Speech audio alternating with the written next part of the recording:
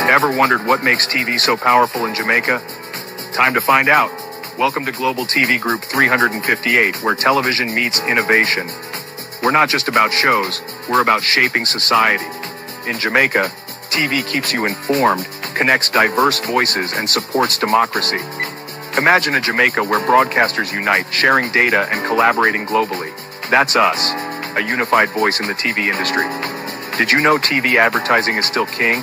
It drives website traffic, boosts brand equity, and powers integrated campaigns. Even in an age of digital, TV stands strong, resilient in tough times. Our global TV deck is your treasure trove of insights and data. With charts, graphs, and success stories, it's your guide to impactful TV advertising.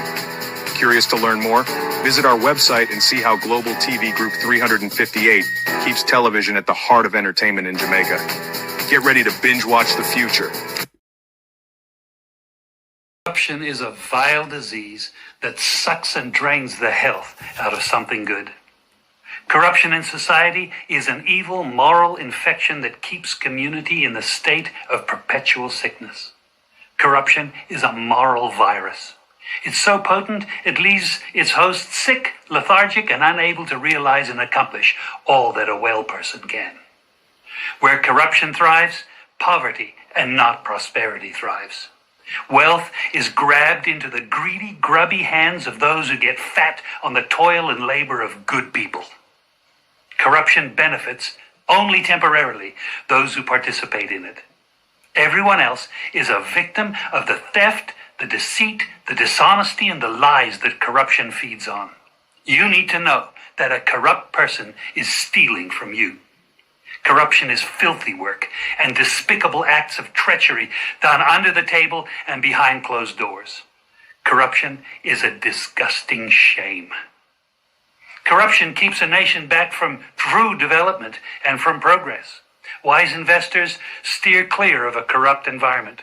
They would rather put their resources into a place where the playing field of opportunity is equal for all and not bent towards feeding the financial lust of corrupt, lying, cheating, thieving politicians and government officials.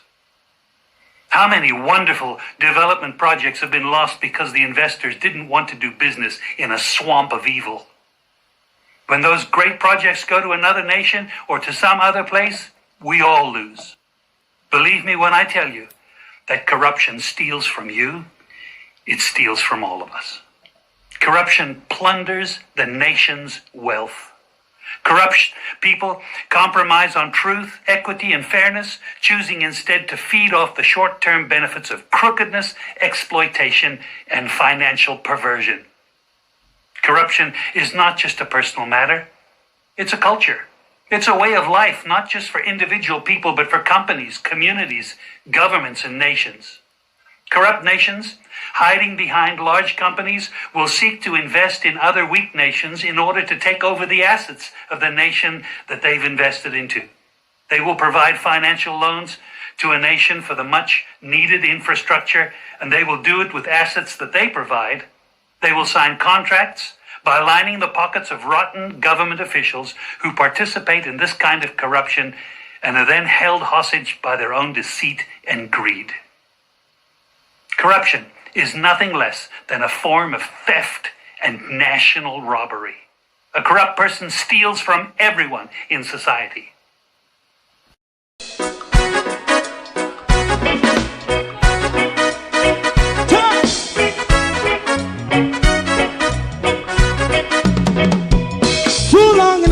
Ghetto, run, keep going on, let's process. For children of Israel who really love rights. So just I and I say watch a man around Babylonian walls. Oh, children of Israel. I she never hold thy peace. What wrong is going on? Hey, oh, we gotta bust down Babylon walls. Prepare and read the way. Prepare and read the way for your people. Let's go. Fight down war and crime. Fight down. Me say Rastafari. War and crime. And do that righteousness. Hey, we love. I will love Jaja, Jah Rastafari. I will love Jaja, Jah Rastafari. Save all people. Yeah, we love Jah, we love Jaja, Jah Rastafari. We love Jaja, Jah Rastafari. Save all people.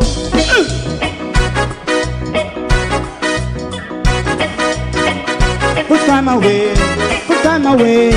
again. Listen, yeah. Just as I and I as a watchman, I run Babylonian walls. Oh, children of Israel, I and I should never hold thy peace, while we penalize. Hey, oh, night. We gonna bust down Babylon gates. Prepare the way, prepare the way for Jah Rastafari. Fight down war and fight, fight down war and fight. Rastafari, war and fight, and build up righteousness. And we love Jah, and we love Jah, Jah Rastafari. And we love Jah, Rastafari. We love all, and we love Jah, Jah Rastafari. Me love Jaja, Jah Rastafari. Me love Jaja, Jah Rastafari. Preserve all. Me love Jaja, Jah Rastafari. Jah Rastafari. Yeah, the next song is going to be the last song for tonight. And then DJ Twink.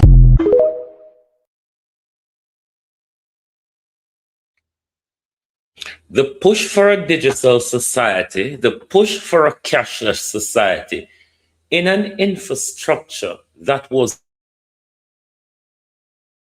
never prepared, but is failing and will never be ready for the 2030 vision or the 2030 agenda. But it is being pushed on us slowly, peck. Will you stay quiet and rolled up yourself into a surveillance enslavement, a cashless controlled society? Are we serious to be so quiet about this digitalization in a post-Melissa risation? Good morning, everyone, and welcome. Thank you all for joining us. To my community of party and all my family members, platform moderators, membership holders, viewers, subscribers, commenters, and trolls. Good morning. Welcome. I don't know what happened last night.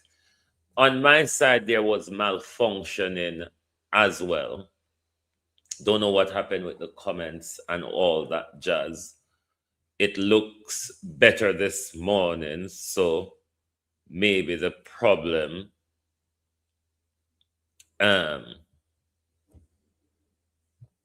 kind of clear up itself. But morning, everybody, and welcome. Onodo. Morning. Sorry for the late start. Me get up and have a urge for fried dumpling, fried eggplant and pear, as opposed to usually having my smoothies in the morning. So me did have to go cook longer breakfast. Debbie Jervis TV, good morning. Miranda Ruddock, Barbara Simpson, Wayne Evans, Lynette Jenkins, good morning. Lawrence Michaels, good morning. Abina Sarkodi, Errol Reed, Blossom Riley, Marcia Thomas, Colin, Wayne Evans, Evan Miller, good morning. Is it Rockman? Good morning and welcome. Empress Deb, good morning. Winsome Campbell, good morning. Gloria Morris, good morning. Winifred Saunders, good morning. Denise Hilton, Gloria Morris.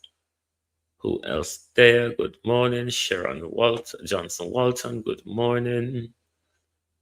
Marcia Thomas, Evan Bradford, Ladybug, Byron, Marcia Gale, The Easy Jerk World, Sophia Hall, Raymond G. Morning, everybody. Golda Watson, good morning. Good morning. Carol Gale, good morning. Morning, everybody. Are you ready for the digital society? A digital society where you'll be left to the mercy of the charities who stood up for Jamaica in the aftermath of Melissa, left to the mercy of the entertainers and the vloggers, because even if the shops have food, Andrea, even if the shops are open, no current, no reception, and you can't pay for food. Are we serious to accept this nonsense from Andrew Holness about digitalize digital? Digitalize what? We never had light. We've been promised power for 50 years and we're still waiting. And in the midst of waiting for power, this government say they might roll out foreign things. Can we? Now, let me say this. I am opposed to a cashless society, but I welcome choices.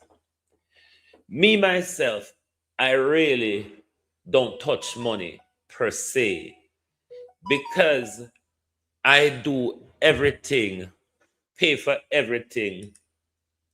Just, how we just use the phone and tap and go. Barely ever touch my bank card or credit card most time. Barely. That doesn't mean, though, I want a society where I do not have the access to go to the bank and get cash or to get cash to purchase what I need to purchase, whether be I want to purchase in cash. Opal, how you do? Whether be I want to use cash to purchase or I want to just tap fast and move on where I don't have to wait for change or I don't want to interact with the germ of money.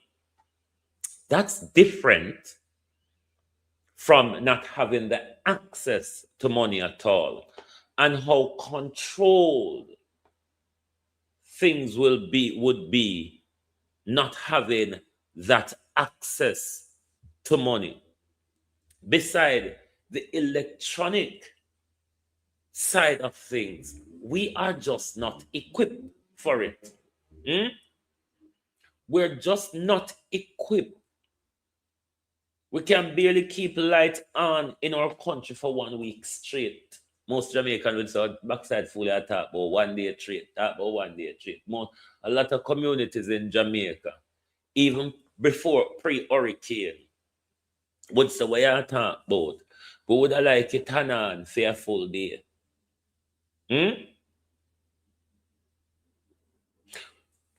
We're going to go to our article. No, let's go to wholeness first. Because we must take you down memory lane and remind you of the bullness that this youth is forcing upon us, where people are asking to push our direction.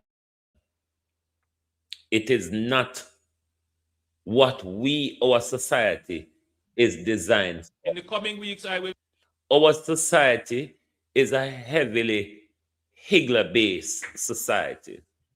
It's a heavy corner shop-based society. Now, would a cashless digital society in a well technologically built out society be an encumbrance? Possibly not, because once you have proper phone reception and you have that little handheld device where we can tap with phone or card pan, that's choice. But how much of those people can afford that system or have the capability to transfer over to that electronic system.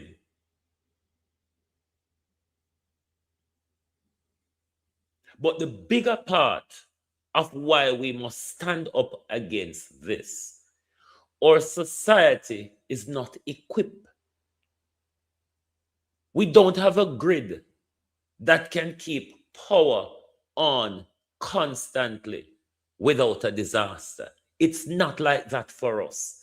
It has never been like that for us. It has never been like that for us. Of course, we want advancement and certain levels of modernization. It must not, though, comes at any risk or disadvantage to us. And this digital society, especially the cashless part, I more have a problem with the cashless part than the digital part, because the world is going digital. The cashless, though, even Britain not ready to prepare for this thing where Andrew Holness I tell we to prepare for.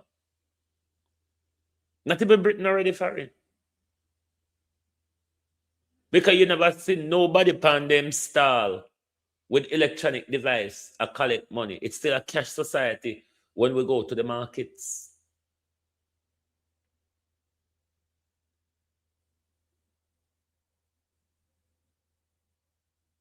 Cash still used here. In all sorts of areas and business. Why Holness push this thing power when we don't we barely can have light for a full day in our country? This thing goes with power and the telephone reception. You don't have power, you don't have signal, you cannot pay. You don't have power, you don't have signal, you cannot pay. You cannot pay, you cannot buy. You cannot buy, you cannot eat. In the coming weeks, I'll be making certain announcements regarding the acceleration of Jamaica's intention to become a fully digital society.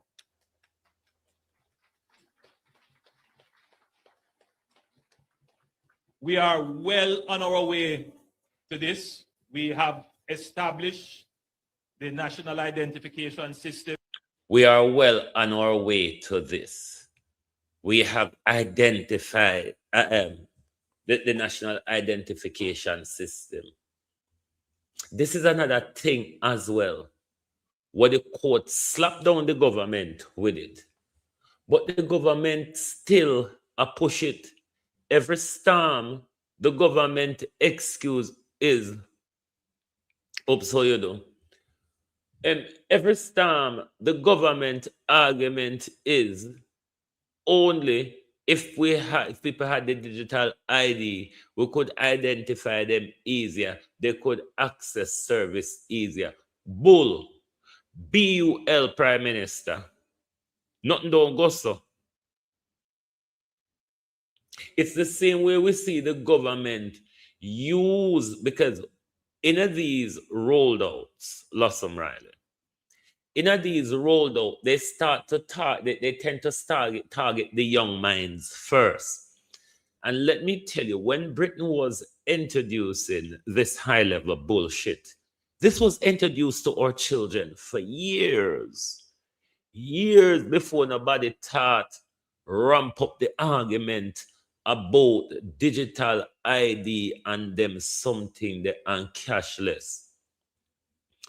Anybody have children going to secondary school here in England can tell you, long time now, Lovelock's doctor, long time now, anybody have children going to secondary school, especially here, a long time with children them have their money on them finger. Finger, finger.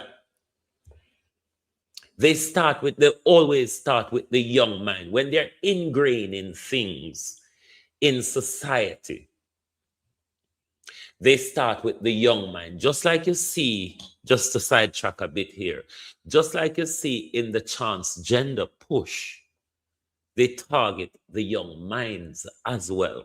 When they need such a mass change in society, they always start with the mind who is likely to rebel further down the road. So you ingrained it within them. So you prevent a rebellion further down the road because it becomes normalized to them. Now, let's go to the school bus system. It's not sidetracking, we are still on track. The school bus system and the fare discount. It's that process also of normalizing the digitalization, the cashless system to our children. If you don't understand it to be so, it's exactly so. So we know we grasp up these things without understanding the down the road implication to some of these nonsense. Let's listen to the idiot one more time.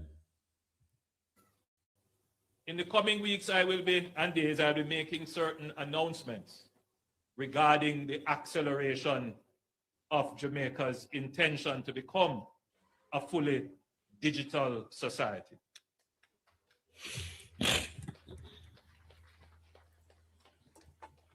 We are well on our way to this. We have established the national identification system. We have put in place our digital currency. We have given directions to our ministries to digitalize their operations. Most of our ministries are now moving from paper-based systems to digital systems. Our military is transitioning. The society is moving very quickly, very rapidly to become digital. Our banking consumers are seeing it as well because the banks are moving very rapidly to digital. You have something now called artificial intelligence. Very soon, this position of a human being exchanging cash and so on, that is going to disappear from the banking system very soon. And you are going to have to interface with machines. I don't want it to be a scary thought, but it is a thought that we all have to embrace. It's a thought, he said, that we will all have to embrace. What is going on here? When I hear me still though, it's a thought we all have to embrace. We're not equipped for this thing. We will never be equipped for this thing. Because them are promised we simple light. They are promising us simple light for the last how much years, and we don't get it. We have not received it. We still a struggle in the dark. Look at the effects of Beryl and Melissa. How long it take not even a light post not lift up in a party yet. So if a digital society party people would have still had their hand check out every vehicle pass. So we can't buy. We must not entertain it. We don't have a society equipped for it. Even equipped societies like Europe, America, we don't know about China. These places are still using cash. And for our government to be forcing us into a corner where our country is not equipped for, it is a dangerous control mechanism. It is a dangerous control mechanism where government are push we into. And under no circumstances, we must not accept it. Because if we accept it, it will be to our detriment. What we must stand up and tell our government, we need choices. We want to be able to pay by cash. We want to be able to use our cards and pay. We want to still be able to withdraw cash and put it in our wallet. Because people still take with money and we still have to give people money. So all the people them will beg money and go survive. Them have to have a digital system. Me don't know. We must not accept it. The court already tell us say needs are slavery, needs a dictatorship. Because the way all the prime minister want to push needs, you couldn't access no government service, not even to apply for a passport or a birth certificate if you don't have needs. That was the implication of needs. You wouldn't be able to apply for your birth certificate. You wouldn't be able to apply for your passport. You wouldn't be able to apply for your TRN. You wouldn't be able to access any government service without the galangen.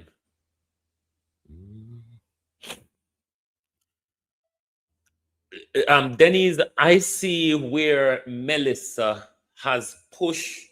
I have been talking about the solar power for a long time, telling Jamaicans you need to independently go solar because the government nor the multi-conglomerate corporations will never introduce solar in our system because where them are going to get for rob? Where them are going to get for rob and thief? If them roll out solar in our country, them foot come off our neck. The foreign company where Darrell Vaz and Andrew Holness take up with 150 million US dollar lend where they would be out of a job. So they now go introduce solar at any time where it will be a beneficial to the Jamaica people. What Jamaica people have to do, as I've always said, and people keep going out there with this nonsense, but solar expensive for getting us, so what? It's expensive to pay for the light where you now get every month, same way. 6 or 1, half dozen is the other. Invest in a solar panel. The money is sometimes only we take borrow money by car or bank, borrow by solar panel. Because when you have solar panel, you can run your business from your yard and have light for run your business where you pay back your loan and buy your car over time. And we, the people of Jamaica, going to have to take up solar in our hand and make sure, say, we strangle the multi-conglomerates, we sit down. Why you think the government make sure people hold string now pan the new meter system? Because them a corner everybody. And only the rich can afford solar in Miranda Raddock. You can start with the small package and then you continue buy one panel to provide you more. But we cannot look at the price. And let me tell you why we cannot look at the price. Anyway, we forget the money a month time pay JPS for the extortionate what they're not providing us. We have to pay them. Big borrower steal. We have to pay them. During Melissa, I was said, just go on Amazon, go look on the complete standard generator system. People can start with those, and then over time, you buy one panel, add to it. Make a muckle. We have to start little, because the money what we have spent a month time on JPS, we know it don't worth it. We know it don't worth it. But in the long run, glorious way, how you do? In the long run, when you cut off your nose and spite your face to get the solar install, in the long run, you save more money in your pocket. In the long run, when the government system is down, you still up and running. We have to think strategically, people. It's coming to a time where we're going to have to go to mountains, go live. It's coming to a time where we're going to have to live in a forest and desert. Because the digital society that they're creating is a system of enslavement. Is the modern all-out enslavement. It's the modern control. They control your money. They control what you eat. They control what you have access to. We cannot sleepwalk into these things, people. This is not a thing where we can fight. We out of like, or we fight. We out of shackle slavery, you know. What we can do, though, we can make strategic planning for them. We can make strategic planning. Start sacrifice ourselves and buy with Starlink put down and buy with solar panel put down. That's when we live in a mountain and bush. We can still have connection to the rest of the world, but we don't have to be controlled by those who control it. We have to think strategic, because if we don't, we're going back into slavery. And remember, say, this is not time when people have spirit and tenacity to fight to get out of slavery.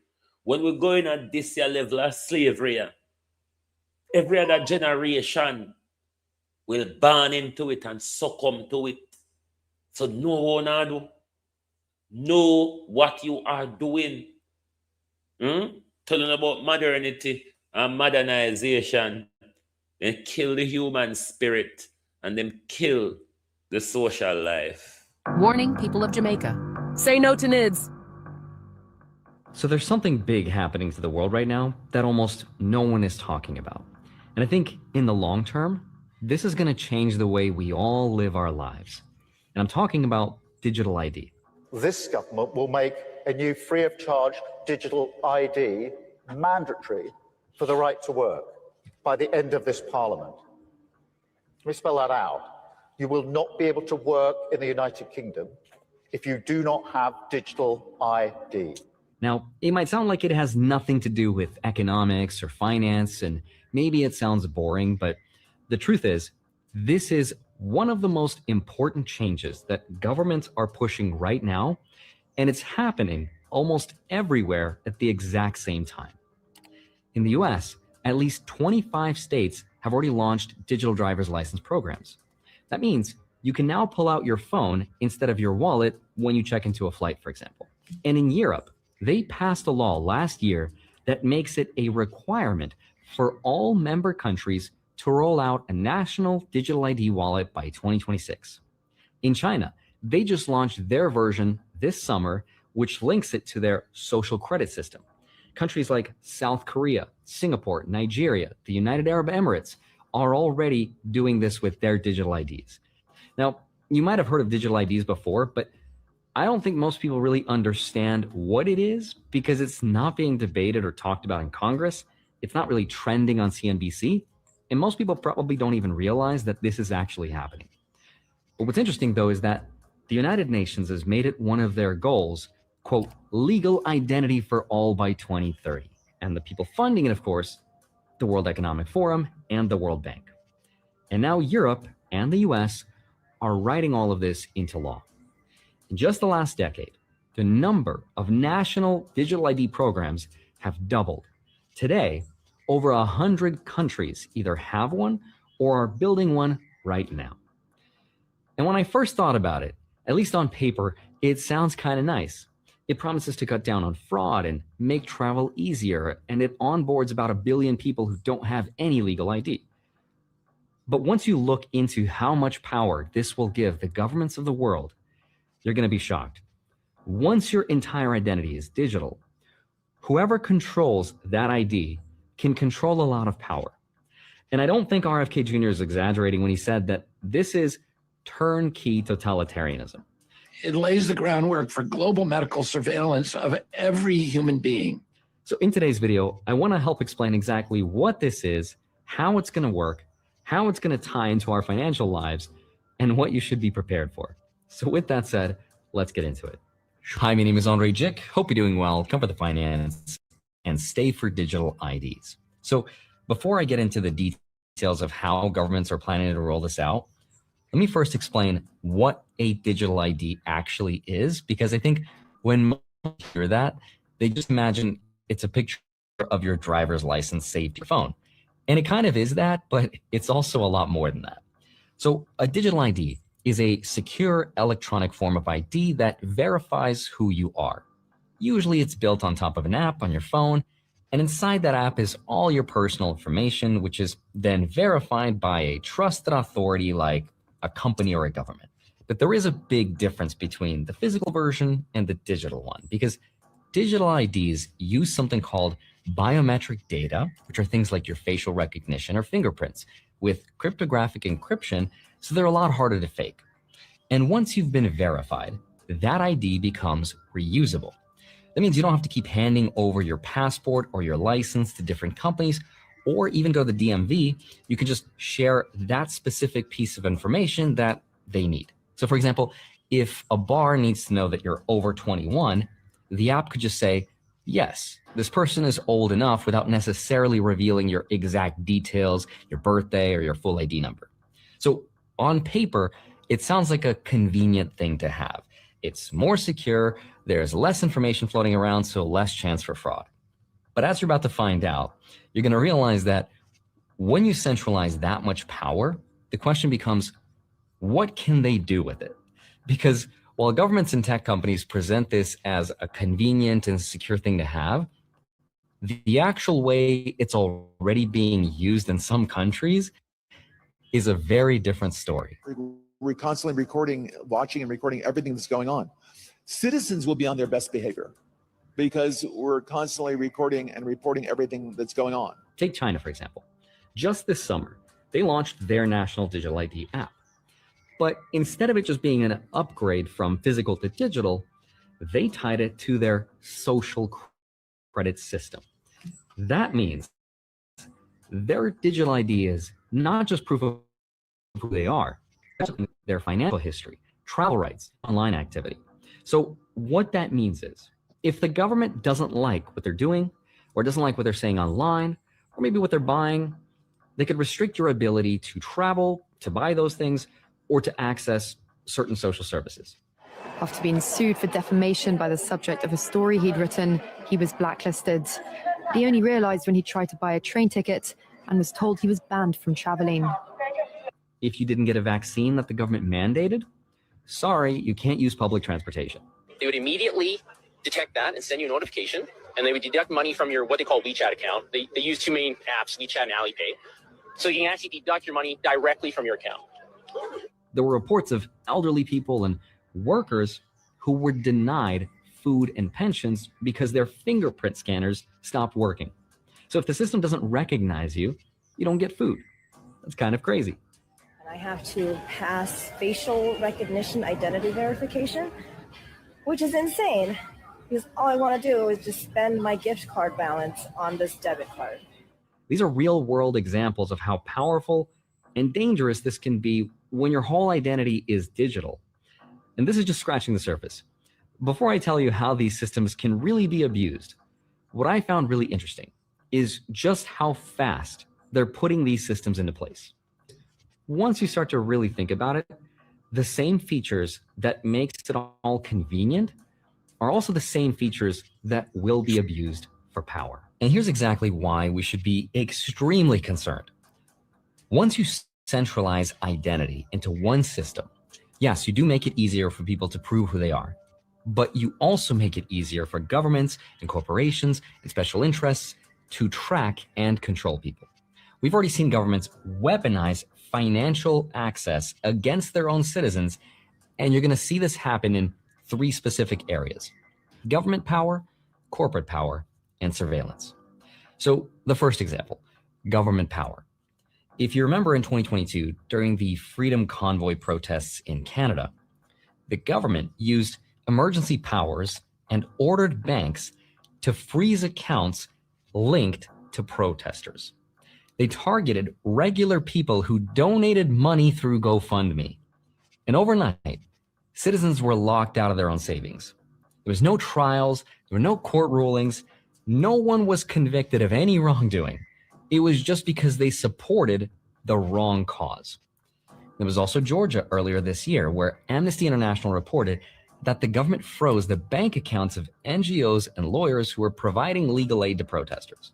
And their crime was offering support to people exercising their right to protest. So with the click of a button, the government just silenced people by cutting off access to their money. And under existing anti-money laundering laws, this is super easy to justify because banks are required to freeze or flag accounts that they suspect have unusual activity. But what counts as unusual activity and who gets to decide that? That could mean transferring money to buy Bitcoin. It could mean donating to a protest movement. It could even mean participating in the boycott of a company that the government wants to protect. None of this has to be proven illegal in court. As long as they have suspicion, that is enough. And that's a very scary thing. Now, the second place you're going to see this power is corporate power. Again, Amazon and Uber and other companies are already experimenting with digital IDs. But once it becomes the standard, it will stop being just identification. It will become what some people call a super cookie, right? Like, think about how a website uses cookies to track your browsing and sell you ads, right? But now apply that across your entire identity. That opens the door to something called dynamic pricing. And that's a shareholder's dream, by the way. Here's how it's going to work. Think about how airports charge us like $20 for a sandwich or a bottle of water. Why? Because they know you're trapped. You're not going to leave the airport, get an Uber, and eat somewhere else, and then come back through security. You are stuck. That is a very simple form of dynamic pricing. But imagine if that logic gets supercharged by digital IDs. Let's say your ID app shows that you just got off a 10-hour flight, right? The system knows where you've been. It knows your wallet balance. It knows you're hungry. So the algorithm decides, that person is stressed and they will probably pay more. And then boom, your sandwich is $25 instead of $12. But the person next to you might pay less just because that system thinks they're more price sensitive. They can tolerate $15, but not $1 more. Ticketmaster, for example, already uses dynamic pricing, where the same ticket can jump in price minute by minute based purely on demand. Now imagine, though, if your digital ID shows you've searched for, Taylor Swift tickets 5 times this week. The algorithm knows you are more likely to pay more, so your price gets pushed higher than someone else's. Airlines already do this. Or think about car insurance. Right now, companies use broad categories, right? But with digital ID, they could see your exact driving history, your Uber ride logs, where you hang out, all based on its ability to digitally track exactly where you are and where you've been. And you don't get to negotiate any of this because the system already knows too much about you. That's the corporate power risk. And then, of course, there's one more. The third place this power will show up in is surveillance and security. Some digital driver's license apps in the US already have what's called a phone home feature. That means every time you use your ID at a bar, at an airport, or a hotel, it pings a government database. So now, instead of just being a harmless ID, the government now has a time-stamped log of everywhere you go and everything you do in real time. If you add in central bank digital currencies on top of all that, which are already being tested, as well as an API that companies can pay to access, and it's not really that hard to imagine a programmable like money that is tied to your biometrics. That gives the government the ability to program dollars that maybe stop working at certain stores for certain purchases, or even dollars that expire after a certain date. It's all up to their discretion. But it gets worse when you consider data breaches. India's Aadhaar system, for example, which is the biggest digital ID program in the world, has already had multiple leaks. Sensitive information from 1 billion people, including biometrics, was exposed. But here's the problem. Once your fingerprint or your facial scan or your iris is leaked or it's sold, you can't reset it like a password. It doesn't work that way. If the system is trying to protect us from fraud or illegal immigration, then the current system that we have today should be working, but it's not. So an extra layer of this identification is going to do very little to stop it. Why do you think that them having a digital ID, having to have a digital ID would stop that problem when right now people are meant to have a national insurance number and card, and if they're not asked for that, a boss is willing already to break the rules? What's the difference going to be? It's exactly right. If they're not willing to ask for their current credentials, what makes them think a digital ID will do anything to change that? And he didn't really have a good answer for that because there is no good answer. So if we allow this to happen, I think it's going to fundamentally change the balance of power between people, governments, and corporations, and not for the better, unfortunately. But yes, it will be more convenient for people, as long as you don't get out of line or say something someone doesn't like. All that digital ID will be is a means of controlling the population, of telling us what we can and can't do, of fining the innocent. And didn't we see it all when we had the pandemic, when you had to have vaccine ID to travel, to do various things? Did that stop the COVID pandemic spreading? Did it help? All it did was put cost and inconvenience on everybody else. I also worry about massive data banks being held by the government, being hacked by foreign governments, by private companies, by criminals.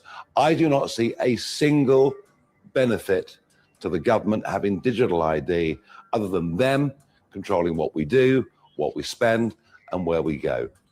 It's a crazy world we live out there. And I swear, the older I get, the more I'm starting to become like that one crazy paranoid uncle.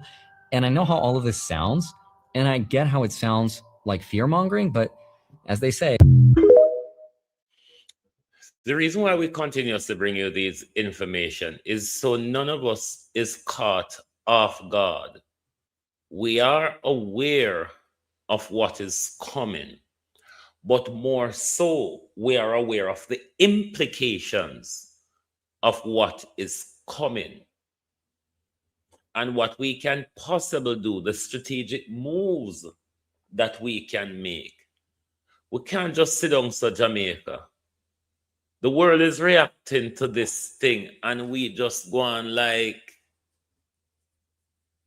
a foreign way got done. We're moving into forever slavery. We're giving, if we accept this in the way they're pushing it, it will give up our powers to them completely. We might as well just prepare to die, because life wouldn't be worth living. If you have to live like a cage hen, it's better off we die and go and but with business in a peace. So you can't say you never hear. You can't say we're not constantly and continuously a one. Oh no. Let's go to the article we did on the whole digital ID bull crap of Andrew Holness and them JAM-DEX and the nonsense where we can't afford, we don't have a system or infrastructure for it, but them are pushy. The Digital Mirage, critically assessing Jamaica's readiness for a cashless society post-Hurricane Melissa. In the wake of Hurricane Melissa, the conversation surrounding Jamaica's transition to a digital cashless economy has reached a critical crossroad. While the Bank of Jamaica and Governor Richard Byles continue to champion JAM-DEX, the nation's central bank digital currency, as the cornerstone of a modern, efficient financial system, the harsh reality of a fractured physical and digital infrastructure suggests that the island is far from ready. The recent push for digital adoption, spearheaded by initiatives often discussed across platforms like GTV, faces a massive wall of economic, psychological, and structural resistance. The conflict of priorities, innovation versus survival. The recent friction between the BOJ and the Jamaica Bankers Association highlights a fundamental disconnect. Governor Byles has criticized deposit-taking institutions for their slow rollout of JAM-DEX, urging a shift toward a less cash-dependent society. However, the JBA's response paints a picture of a banking sector forced to choose between visionary digital projects and the immediate practical needs of a population recovering from a natural disaster. In a post-Hurricane Melissa environment, banks are prioritizing the restoration of basic services. The JBA noted that substantial investment is required to integrate JAM-DEX into core systems. For a nation with broken infrastructure, these finite technological and financial resources are currently being diverted to more urgent daily transactions and customer convenience. This includes ensuring cash availability at ABMs and enhancing the reliability of the real-time gross settlement and automated clearinghouse systems. When the power grid is unstable and cell towers are down, a digital wallet is useless, a physical banknote is not. The infrastructure gap, a digital house of cards. A truly cashless society requires 3 pillars: universal internet connectivity, a stable power grid, and high-tech point-of-sale systems. Hurricane Melissa exposed the fragility of all 3. The BOJ has urged banks to upgrade POS machines to accept digital currency, but the business case for this remains weak. The JBA argues that these expenditures must be weighed against other technology investments that deliver immediate and measurable value. In many rural and storm-hit areas, the infrastructure is simply not robust enough to support a 24/7 digital-only ecosystem. Without a plan B for when the digital grid fails, forcing a cashless transition could leave the most vulnerable citizens, those without high-end smartphones or reliable data plans, completely disenfranchised during a national crisis. The psychology of trust and low demand. Beyond the wires and servers lies the issue of public trust. The JBA observed very limited customer uptake, even among institutions with large client bases. This trend is consistent with global patterns, but is amplified in Jamaica by a cultural reliance on cash. In the aftermath of a hurricane, cash is the ultimate failsafe. It requires no electricity, no signal, and no middleman. While GTV and other media outlets may highlight the convenience of digital payments, the average consumer remains skeptical.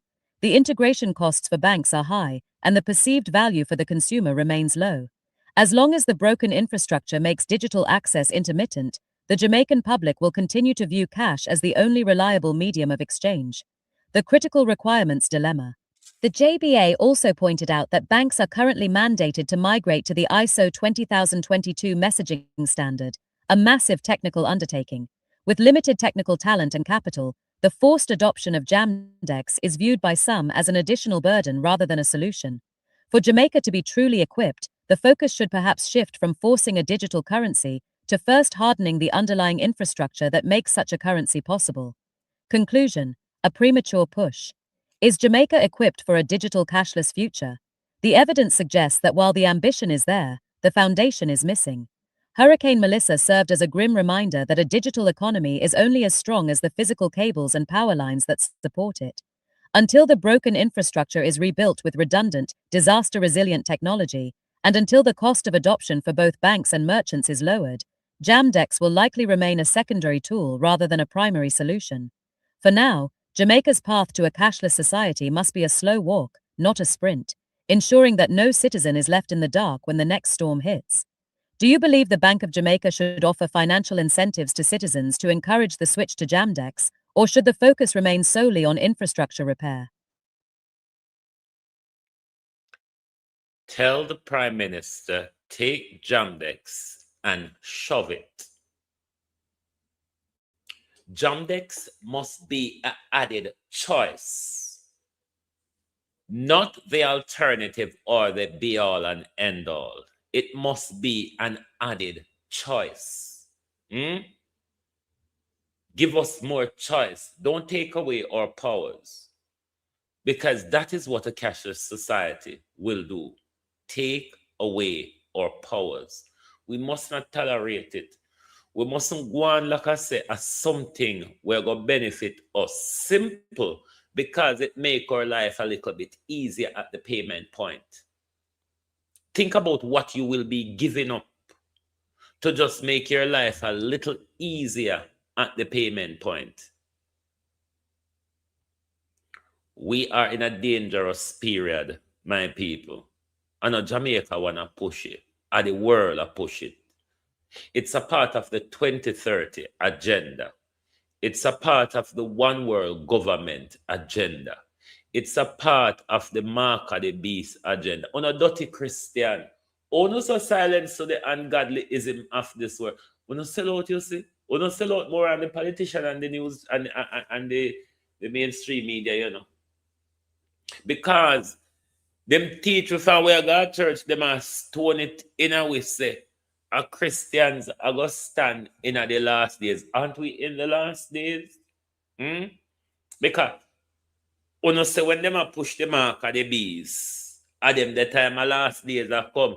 So what no last days patronage there? And so the word go, no patriotism. What no last days patriotism there? What no there? Because we not sown up on the battlefield. We not left ungodly sod like me out here. Ungodly sod like me out here to be standing on the battle line. And no Christian politician and bankers pay on if they don't talk. And then they would want to see me in the street and introduce God to me. Who are you talking about when you're introducing God to me? That is what I would really want to know. Who on earth are you talking about? Kind of confusing, especially on the Jehovah Witness, confused than on oneself. Jehovah Witness coming like suicide bomber when it comes to blood transfusion. They rather die than be saved. Man, no move with enough religious denomination bullshit. Because it's the bullshit that we faster and conjure up. It leave with a spiritual dead, you know. When you know, say we spiritual dead, when me tell you, say when me walk around, I just dead people, me I say, what do you think it mean? Spiritually dead people. Well, all we want to do is make life easier. We prefer microwave than what. I see a thing in England where people will cook rice in a microwave. I don't know how it works. I really don't know how you cook rice in microwave, but people do it. And these are the little easy life where they can kill off with self. These are the little easy life where they can give over with powers to them for just like an easy life. So like an easy life, you know. And then when we hand you over for the easy life become a barrier and a burden. Are we really serious that we are so quiet of the ungodly world that we live in? And we have so much Christian who walk and collect offerings Saturday and Sunday? You all need to stop the offering collecting and company battlefield junkers. You junkers in the church. You junkers in on the pulpit and in the congregation. You need to step out of the synagogue of Satan and come on the battlefield. Because out here, so there, you know. I be a fucker going in the church. We don't abuse, we don't thief, and we don't tell we lie and brainwash. We come out here, so. Out here, so it's a go on. We don't see. Talk truth. If we don't see out here, so it's a go on. Why not left it to we alone? All this time, we not teach, we say, a Christian I got turn up in the last days. Christian, we not come, one of the back we are in front of we come on the field. Me not care where we come as long as we not on the field. Come out of the churches, man. Come out of the churches. This is why the world is so burdened. This is why the world is so burdened. Because on a church no better than Epstein. You know, we wouldn't be surprised if only on a pastor party at the Epstein Island. When a pastor wouldn't apply private jets and yachts, swimming pools, and mansions. Come out on the battlefield. Enough is enough now. The bloody thieving every day. The bloody abuse every day. And no war they have to fight. And you hold on. Sit down and wait for with the pay on to fight war. What can go so?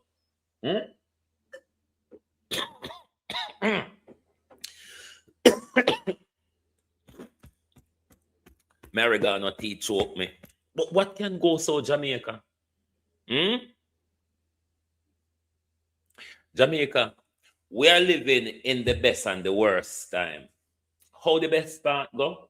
We're living in the best time, as in we've never had information so leisurely and available ready to us. How the worst time part of it come in? We have become more spiritually dead. The more information is presented to us, the more we go into hope and faith. And hope and faith in this world is about nothing at all, you know. Hope and faith is thin air. Because all you do, you hope and have faith, and then God will do the rest of it. You don't think that old man tired? You will get up every day, blame God or the devil, or wait upon God and blame the. You're not tired, you're not sorry for the two old man. Talk truth. If I did phone a grandfather and everybody get up, sit down and wait upon no two old grandpa to come solve them problem, or blame your old grandpa for the problem where them get up and put themselves in. But you're not sorry for the two old man. Start do for yourself. Leave the two old man out of it. A long time they name a call up. A long time they name a call up. And no, we not see none of them come and say nothing. Leave the two old man out of it. A time for we get involved now. It's going down amongst us. It's going down and we are feeling the effects of it. Imagine when more of our power is being handed over. They might as well put the chain them back on with foot and hand. The Americans never take them off anyway, because they still have them pan prisoner, and them still have them pan with pocket. Them still have them pan everything. And see that come here now. And you are handing over yourself, people. You're not standing up, you're not pushing back, you're not asking any question. I mean, if we stay silent, we're still gonna die or still gonna be controlled. If we make a lot of noise, we're still gonna be controlled or still gonna die. I want to continue to knock on the cell door. Nobody not sleeping here tonight. Unless we have peace. Yeah. So we don't feel make the fear of anything tap with and talk or ask question. Jeffrey Epstein people them still a walk around. Jeffrey Epstein people them still in a power and no silence. Imagine how no silence. As a child, Prince Andrew, I tell you, can't do this to me. I'm the Queen's son. Dwayne Vaz, morning. I trouble you, or I dopey upon you. I don't know. I'm just asking. This is just a question, Dwayne Vaz. Is it that them a trouble you or dopey upon you? Which one? Can be a pure just a follow your soul. Is it Dwayne Vaz you or dopey set upon you? Which one? Dwayne Vaz, Member of Parliament for Central Westmoreland. Today I attended the Savlamara police station following reports on social media alleging that I was involved in an altercation in which a male individual was assaulted. At the station, I was advised by the police constable that a report had been made alleging assault occasioning actual bodily harm. In accordance with the police procedures, I was offered bail on my own surety. I categorically state that I did not assault anyone. On February 22, 2026, I attended an event at Newmarket Oval along with colleagues. During the event, I became aware of a commotion and observed two men on the ground in what appeared to be a fight. One of the men was my driver and the other the complainant. I, along with other persons present, intervened and successfully separated the men. The complainant, who is known to me, subsequently left the location on a bicycle. My driver sought medical attention and is in possession of a medical report. Both the complainant and my driver have since been charged. I categorically state that I was not involved in any assault, and that I am innocent of all charges laid against me. I have made myself fully available to assist the police with their investigations. Labor Right and PNP men who regularly fight over politics. Half the time, uno man will fight over politics. Uno armpit smell like Ramgo tying down no arm. When Jamaica big man them and big woman them are go come out of the fuckery, are fighting over Andrew Holness and Mark Golden, and fighting over Labour and PNP. When we are going to see there's no benefit in it for us, when we are going to see for them 200% rise salary, our 20% rise is no match to them.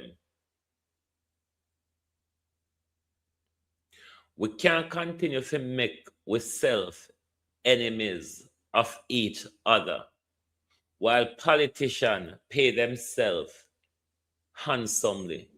They dine together, they party together, they socialize together, and they laugh at us together. When we are going to wake up,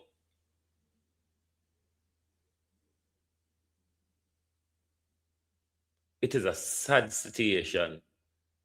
It is a sad situation to see how we can come to understand a patriotic or a national understanding of politics.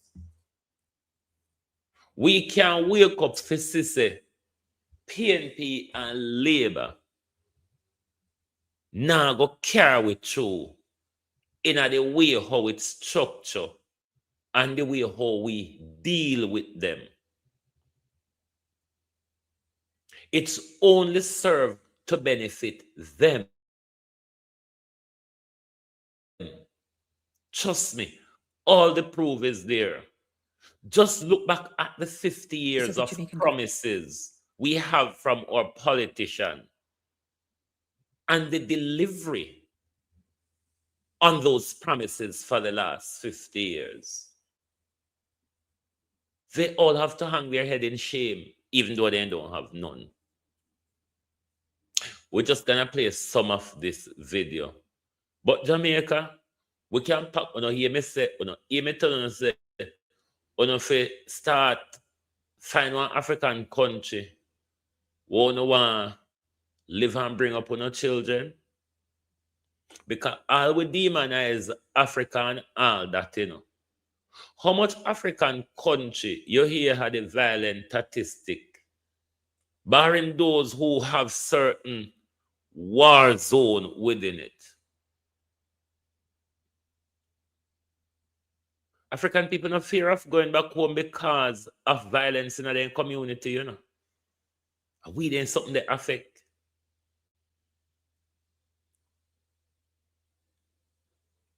One or two person murder for the year in a place like Gambia is a shocking, outrageous thing. One or two people been murdered in Gambia for the year is an alarming thing. Alarm and outrage. They're not used to it. People don't just get up, kill people so needlessly.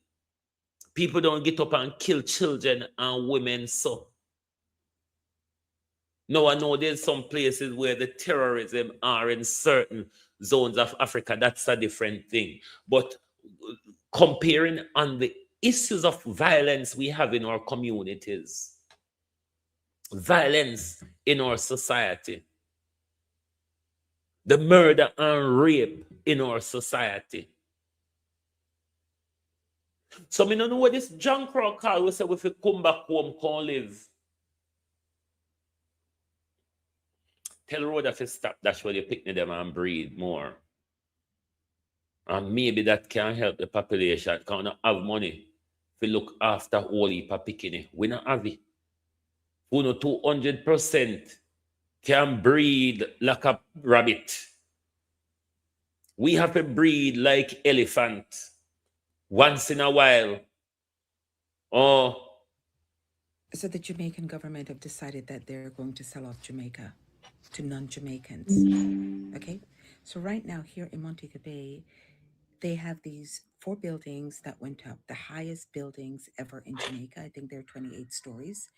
And they sold the land, this beautiful parcel of land, it looks kind of like a peninsula, to 2 brothers who immigrated to Jamaica, right? And in their synopsis, they said like, oh, you know, we left China to make our fortune and we migrated to Jamaica, and we are building these hotels, and they're not hotels. If I'm not mistaken, they're going to be apartment buildings, right? So they migrated to Jamaica for a better life for themselves and for their families.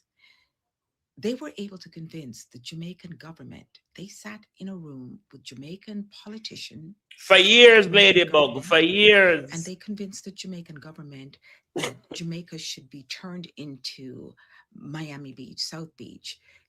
It should be turned into Rio de Janeiro. It should be turned into Panama. It should be turned into a concrete jungle.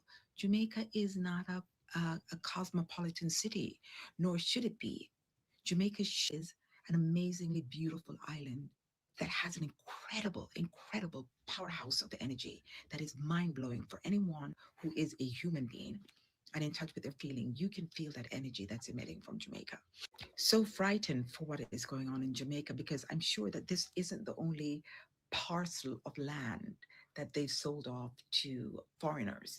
They're going to basically start, which I'm sure they've already done, chopping up Jamaica and selling it off, and not to the Jamaicans. Going to sell it off to foreigners. They're basically going to turn it into kind of like Hawaii, right? But the difference between Hawaii and Jamaica is that Hawaii was stolen from the Hawaiians by the Americans. It was colonized, right? The Americans came in, they're like, you know what? We really like your island. It's fucking gorgeous and we want it. And so they basically went in and they strong-armed the Hawaiians. They forbade the Hawaiians to speak their language. So they basically eliminated the natural language of Hawaii. And so the Hawaiians had to speak English, and they basically stole the people's land. So now Hawaiians can't afford to buy land in their own country. They cannot. A lot of them are homeless. So the difference is that Jamaica was not colonized. Well, it was, but we got our independence. And we got our independence only to get these crooked politicians to come in and decided that, you know what, it's a fucking brilliant idea that we start selling off Jamaica, and we're going to make sure that Jamaica is studied all over the island. We're going to start having these ridiculous high-rise buildings in Jamaica, right? It's going to mar the beauty. It's going to mar the energy. And I'm sure that when they sat in that room, those politicians, they were given a huge kickback. We will never know what the kickback is, right? Obviously, we know that it's money, but we don't know, do they have a deal that for the next 20 years, they get a percentage of the profit of these places that they're selling off, plus the kickback upfront? Whatever it is, the Jamaicans are not benefiting from it, right? The population of Jamaica, because basically they're going to be working in these buildings. So basically they're going to be making a substandard living, right? They're not going to be profiting. So they're cutting up Jamaica and they're selling it off to foreign people. I'm going to be very curious to see all the countries that they're selling off Jamaica to. And the fact of the matter is that the government of Jamaica represents Jamaica. So if they want to do anything like to sell off the island of Jamaica, the Jamaicans should have a say in it. They should have a say in it. Who gets the island and how much of the island is gotten, right?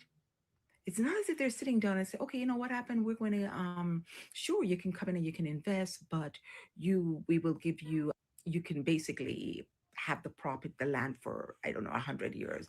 And after 100 years, it reverts back to Jamaica, like how they do in England, right? They did that, right? People could come in and they could have the place for like 100 years or blah, blah, blah, but then it would revert back to the English. Anyhow, let me not go off on a tirade, but what I want to say is that the thing about Jamaica that makes Jamaica incredibly special is that there is something about Jamaica. The energy in Jamaica is potent. It is unfucking believable. So now you're going to start putting up these high rise all over the island. It's going to be studied, and you're going to have little patches and pieces of land with greenery on it. But the majority of Jamaica is going to now look like a fucking city. And I'm telling you that the people that are living in Jamaica, the people that are buying up all of Jamaica, they're going to get the best pieces of property, right? They're going to get the best pieces of property. And then the Jamaicans are going to be left with these little rinky-dinky areas to live in. It's not happening. Jamaica is rich in minerals. It's rich in agricultural potency, and the terrain is amazing for growth. Those politicians basically should be sitting around in a room figuring out and brainstorming and coming up with ideas to make Jamaica self-sufficient so that the Jamaicans can thrive and that they don't have to leave the islands. Because let me tell you something, Jamaica is in the top 10 countries of countries which are poached for their intellectual population. So England comes to Jamaica regularly, and they basically take as many teachers as they can get out of Jamaica, and they bring them to England. They get as many nurses and as many medical population as they can, and they bring them to England. And one of the things that they do to make it very, very, very attractive is that they give them free housing for 5 years. 5 years. So the Jamaicans work and they don't have to pay rent, and they can save their money, but I'm sure they work them to the fucking T. Do you think that those Jamaicans really wanted to leave Jamaica? No, but the Jamaican government is not providing enough wealth within the country to properly pay for those doctors and nurses and teachers. And so, of course, these other countries are aware of this. And so they come and these Jamaicans and take them out of Jamaica. England have decided that they're not going to educate their peasants, right? They're not going to educate the working class, the lower middle class, the middle class, right? They just can't be bothered with that. It's easier for them to come to a place like Jamaica and get the brains that they need and bring them to their country. And the government is aware of that.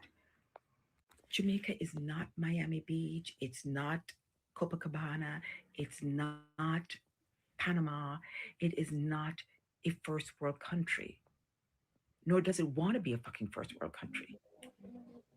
All of this in the background that you're seeing behind that hotel, these ridiculous, monstrous buildings, all of this land there is going to be riddled with high rise. That is what the Jamaican government is doing. And the Jamaicans should find out who it is that's signing off on these deals. And the Jamaicans should have a say with what's going on with their island. This is outrageous. It's unacceptable. It's disgusting. I am so grossly, grossly, grossly disappointed about what's going on with my beautiful, beautiful island because of the bunch of crooks that they have masquerading as politicians when in reality they're just goddamn crooks who does not give a shit about their country and about their people. All they care about is the fucking money. Money and fucking power. And then their plan is to totally destroy this beautiful, beautiful paradise and to totally sell off the entire island to foreigners, where Jamaicans are in substandard positions and in subservient positions. People, get it together. Get it together. They call it governance, but it is organized theft. They get our land, and in return, we have to turn around, clean up them shit, piss and vomit. Yeah? Ladybug, the war will get bigger, you know. Because you see a lot of them land here with China get in a Jamaica. Them rich land will have mineral pan it. Donald Trump and Marco Rubio no want them pan it. Been warning Jamaica for how long about the geopolitical war where come the sad bumbleclad part of it today and nobody no recognize the danger. Me go about my business this man because I cuss this man in. If I go for cuss in anger this morning, so I come go on about my business. You understand? Because nobody knows the danger and nobody no care about the danger. A few we just out here make up useless nice. So me I go on. Me I go on.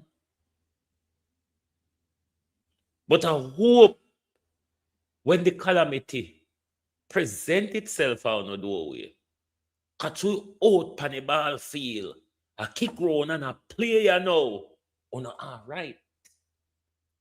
Wait till you reach your doorway. Anyway, I come go on about my business because I don't see why I'm not angry, you know. I don't know why I'm not angry. I don't know why Jamaicans are not angry to the point where they want to hold the thing and turn it over. Because if to say our blood, our sweat and tears, and if we end up so, just so, and we no hold you and turn you over, go on about your business, yeah? Go on about your business. Next thing they go say your insight, this and your insight, that, and all sort of fuckery. But go on about your business.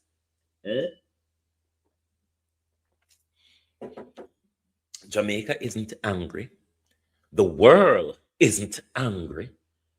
So what? I don't pay talk to me then. No. I don't pay play with me, make me angry so. What do you go on here, people?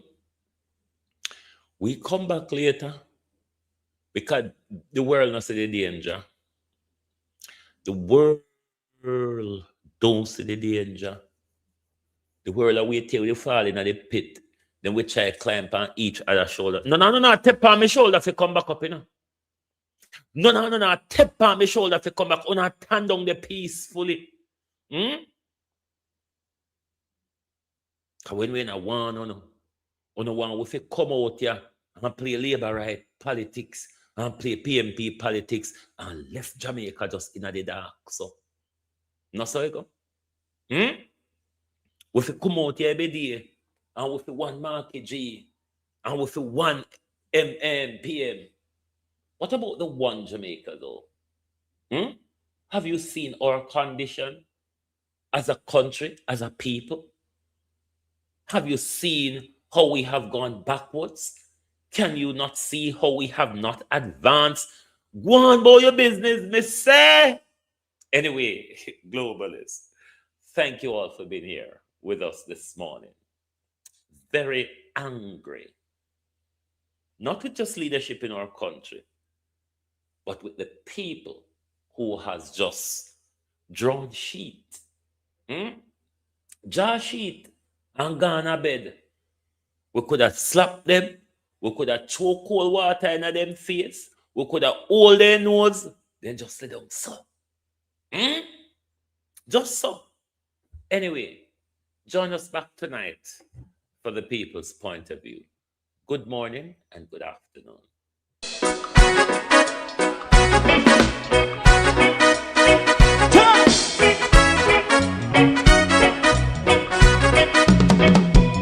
Too long in our little ghetto, run keep going on, less process.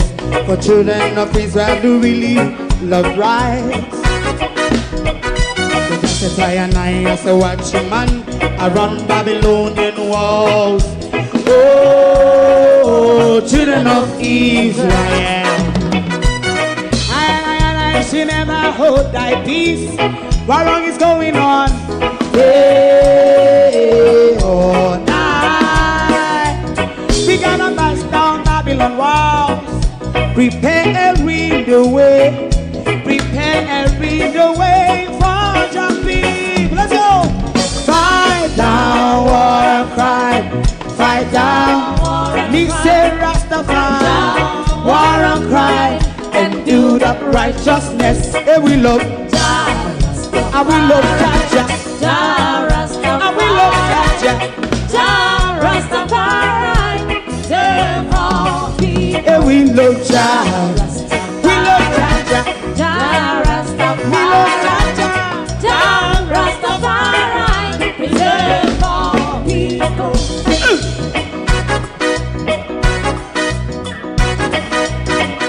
Put time away again. Listen, yeah. Just as I and I as a watchman, I run Babylonian walls. Oh, children of Israel, I should never hold thy peace, but we penalize day or night. We gonna bust down Babylon gates.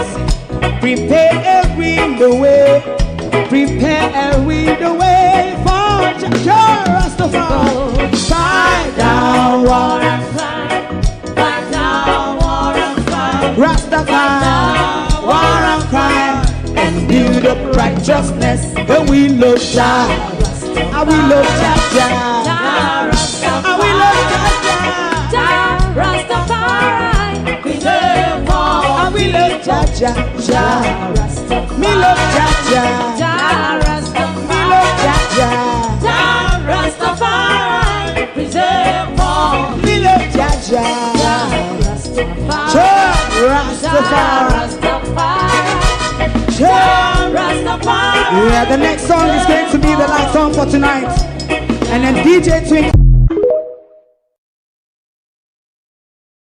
If you don't like missing out on the latest shows but still enjoy classic hits, then Global TV Group 358 is your perfect match. Global TV Group 358 isn't just another channel, it's your ultimate TV experience. From breaking news to binge-worthy dramas and timeless classics, we've got it all. Our unique blend of original content and global favorites means there's something for everyone. And guess what? With GTVG's seamless streaming, you can watch anywhere, anytime. Plus, our interactive features let you be part of the action. So, whether you're a seasoned binge watcher or a casual viewer, Global TV Group 358 is here to keep you entertained day and night. Don't just watch TV, experience it with Global TV Group 358. Subscribe now and never miss a moment.